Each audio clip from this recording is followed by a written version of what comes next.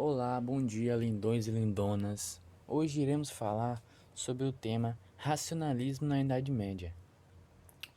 Nosso grupo contém como os maravilhosos participantes eu, Gustavo do Carmo, Caroline Sena, Manuela Alexia, Gabriele Amaral, Wendel e Mariana Portugal.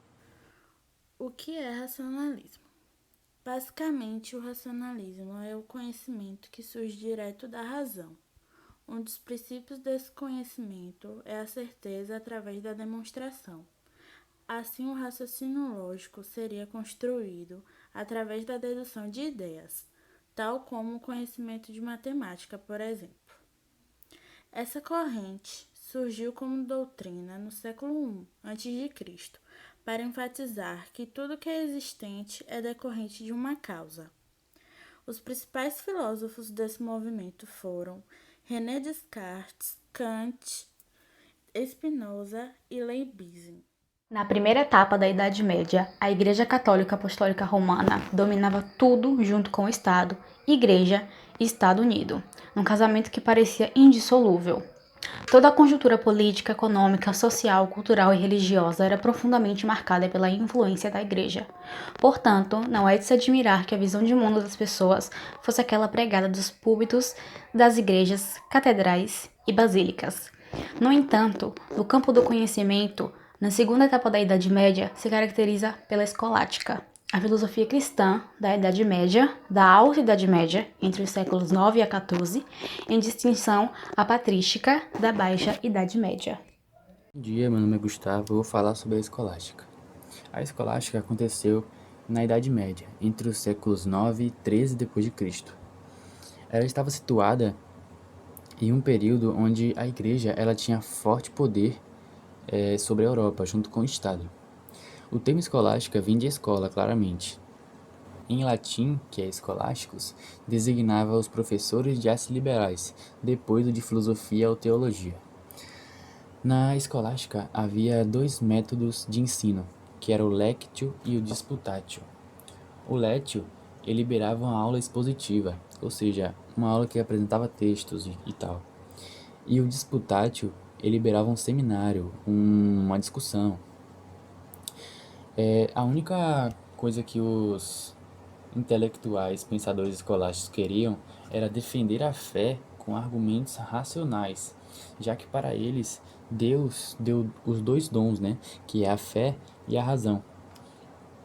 E eles não aceitavam que as duas coisas fossem inimigas da outra. Eles queriam que as duas coisas fossem para a formação do homem. Oi, eu sou Manuela e eu vou falar sobre René Descartes. René Descartes foi um matemático e um filósofo de grande importância para aquela época, pois ele foi responsável pela grande evolução, a evolução geral. A obra de Descartes mais famosa tem por nome de Discurso do Método, que é uma pequena extensão de grandes ideias, só que são ideias muito revolucionárias para aquela época, é tanto que nos afeta até hoje. Essa obra, por meio dessa obra, foi criado o método dedutivo na filosofia, o racionalismo, também na geometria analítica. Todo o seu trabalho matemático deixou contribuições para o nosso dia a dia, para a física atual e antepassada. De fato, ele foi um revolucionário.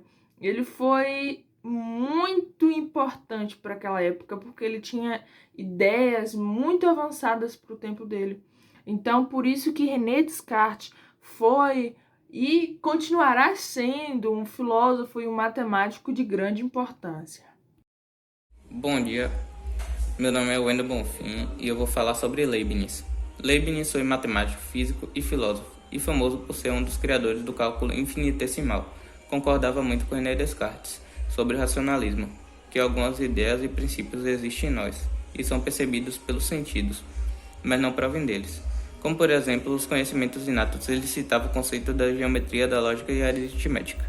Sua realização mais notável foi conceber as ideias de cálculo diferencial integral, independentemente dos desenvolvimentos contemporâneos de Isaac Newton.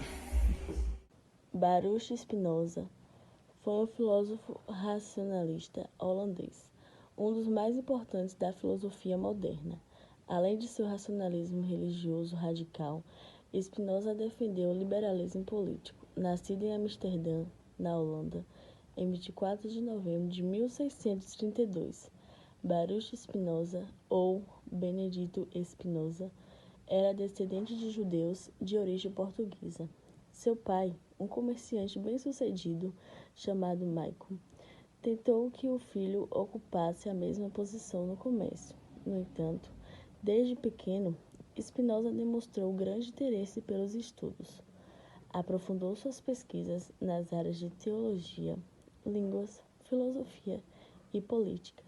No entanto, suas ideias consideradas ateístas resultaram na excomungação de Spinoza em 27 de julho de 1656 pela comunidade judaica de Amsterdã, da qual fazia parte.